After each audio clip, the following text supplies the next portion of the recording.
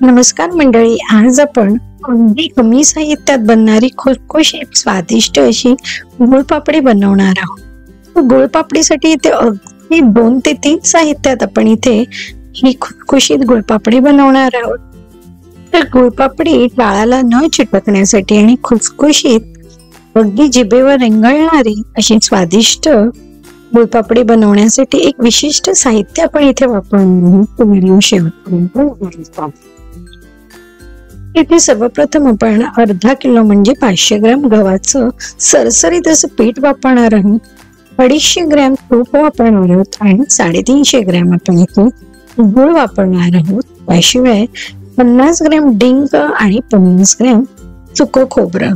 सुकं खोबरं वापरायचं नसेल तर डेसिकेटेड कोकोनट वापरलं तरी सुद्धा चालेल आणि 2 चमचे तीळ। तर सर्वप्रथम जाड बुडाच्या कढईमध्ये आपण 2 चमचे तूप घालून पीठ आपल्याला खमंग असं भाजून घ्यायचं आहे। पीठ जोपर्यंत हलकं होत नाही तोपर्यंत आपल्याला एक साधारण 30 ते 35 मिनिटं पीठ इथे भाजून घ्यायचंय मंद आचेवर। सोनेरी रंगावर आपण इथे पीठ भाजून घेणार आहोत। तर अशा पद्धतीने मी थोडं थोडं तूप घालून पीठ भाजून घेतलेलं आहे। तुम्ही बघू शकता पिठाचा आता रंग हळूहळू बदलत चाललेला आहे आणि घरभर सुगंध सुद्धा पसरत चाललेला आहे। अशा पद्धतीने सर्व तूप आपण थोडं थोडं घालून पीठ इथे भाजून घेत आहोत।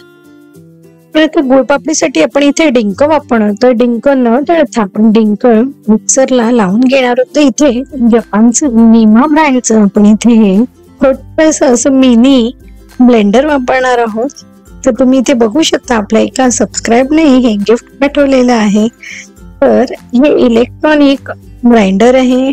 त्याशिवाय ह्याचा जो वापर केलेला आहे जो स्टेनलेस स्टील आहे, त्यामध्ये तुम्ही कॉफी, शेंगदाण्याचं कूट, जायफळ अशा बऱ्याचशा कठीण गोष्टी तुम्ही ह्या छोट्याशा ग्राइंडर मध्ये बारीक करू शकता। तर हे ग्राइंडर वापरण्यासाठी अगदी युजर फ्रेंडली आहे। त्याशिवाय ह्याचं जे मटेरियल यूज केलेले ते सुद्धा स्टेनलेस स्टीलचं आहे। जेवढं फाईन पावडर आहे तेवढा वेळ आपल्याला हे बटन प्रेस करायचं। अगदी एकाच बटनाच्या साहाय्याने आपण ही पावडर करून घेणार आहोत। अशा पद्धतीने तुम्ही गरम मसाले सुद्धा इन्स्टंट बारीक करू शकता। तर आता मी ही जो डिंकाची पावडर आहे ती पावडर या पिठामध्ये भाजताना घालून घेणार आहे। तर साधारण आपल्याला 25 ते 30 मिनिटं पीठ भाजायला लागलेलं आहे आणि पिठाचा रंगही बदललेला आहे।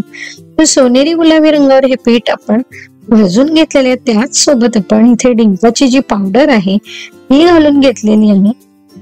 तर डिंक घातल्यामुळे गुळपापडीला कुरकुरीत खुसखुशीत अशी छान क्रंची चव येणार आहे। त्याशिवाय तिळा आणि खोबऱ्याने अजूनही तिची चव वाढणार आहे। 50 ग्रॅम डेसिकेटेड कोकोनट वापरलेलं आहे, त्यामुळे इथे आपल्याला गुळपापडीसाठी एक खमंग अशी चव येणार आहे।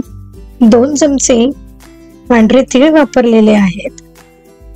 तर तुम्ही बघू शकता इथे आपल्याला पूर्ण असं 250 ग्रॅम तूप लागलेलं आहे।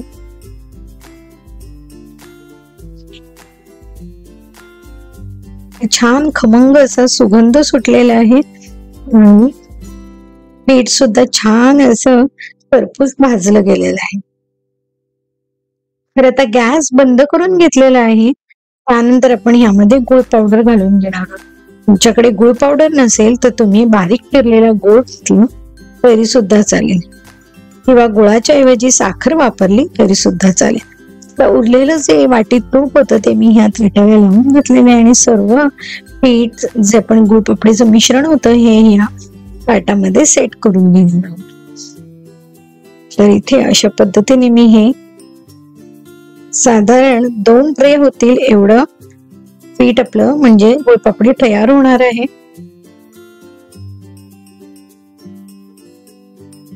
इथे सजावटीसाठी तीळ वापरलेले आहेत।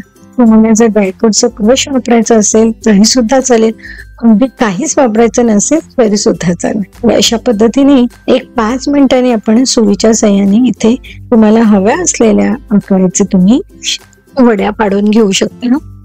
तर इथे तासाभरात आपली ही गुळपापडी तयार झालेली आहे।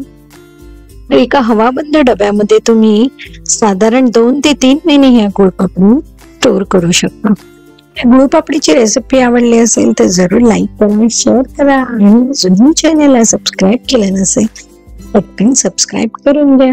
अशाच नवनवीन रेसिपी सहित पुन्हा भेटू.